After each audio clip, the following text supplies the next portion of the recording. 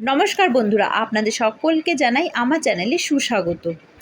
আজকে আবার একটা চেনা জানা রান্না নিয়ে চলে এসেছি আপনাদের সকলের সামনে। রান্নাটা হলো দই কাতলা। দই কাতলার জন্য আমি নিয়ে নিয়েছি কাতল মাছ, যেটাকে আগেই ধুয়ে রেখে দিয়েছিলাম। আর এর মধ্যে এখন দিয়ে দেবো এক এক করে সমস্ত উপকরণগুলো, যেমন 1 চামচ হলুদ গুঁড়ো আর 1 চামচ লবণ। লবণটা কিন্তু অবশ্যই আপনাদের টেস্ট অনুসারেই দেবেন। তো আমি আমার টেস্ট অনুসারে লবণ দিয়ে দিয়েছি, আর দিয়েছি অল্প পরিমাণে সর্ষা লঙ্কা আগে থেকে বেটে রেখে দিয়েছিলাম, সেটা আমি এর মধ্যে অ্যাড করে দিয়েছি। এখন আমি কেটে রাখা টমেটো 4 কোনা করে আমি কেটে রেখে দিয়েছিলাম, 4 ফালা, সেই 4 ফালা আমি টমেটো এর মধ্যে দিয়ে দেব। আর দেব একটা বড় পেঁয়াজ কুচিয়ে রেখে দিয়েছিলাম, তার মধ্যে অল্প একটু কুচনো পেঁয়াজ আমি এর মধ্যে দিয়ে দেব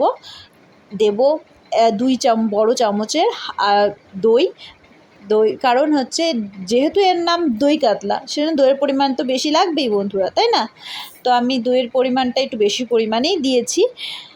দই দিয়ে দেওয়ার পর এর মধ্যে এখন আমি দেব 1 চামচের মতন চিনি। চিনিটা কিন্তু আপনাদের টেস্ট অনুসারেই দেবেন বন্ধুরা। একটু লবণ লবণ, একটু ঝাল ঝাল, একটু মিষ্টি মিষ্টি টকটক হলে ভালো লাগবে, তো সেই জন্য টেস্ট অনুসারেই দেবেন। তো চিনিটা আমি দিয়ে দিয়েছি।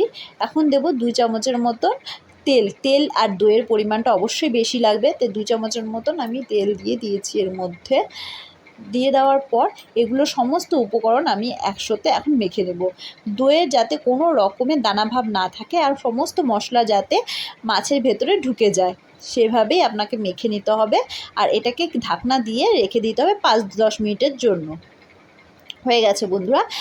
এখন আমি দিয়ে দেবো কড়ার মধ্যে নিয়ে নিব তেলের মধ্যে আমি এলাচ, লবঙ্গ আর তেজপাতা দিয়েছি কুচনো পেঁয়াজ। এটাকে বাদামি রং হওয়া পর্যন্ত আমি এটাকে ভাজতে থাকবো।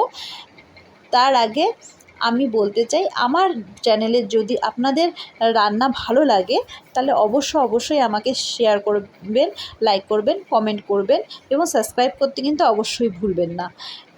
তো আমার মাছটা দিয়ে দিয়েছি এর মধ্যে, দেওয়া হয়ে গেছে মাছটা।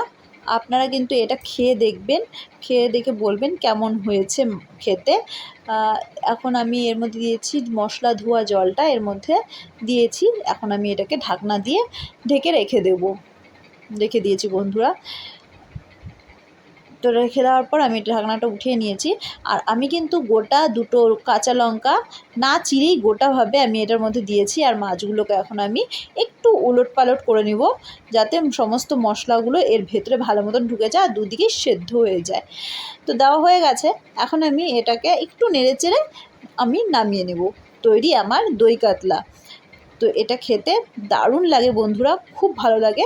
আপনাদের ভালো লাগে অবশ্যই বানিয়ে খাবেন আর বলবেন কেমন হয়েছে। আজকের মতন টাটা।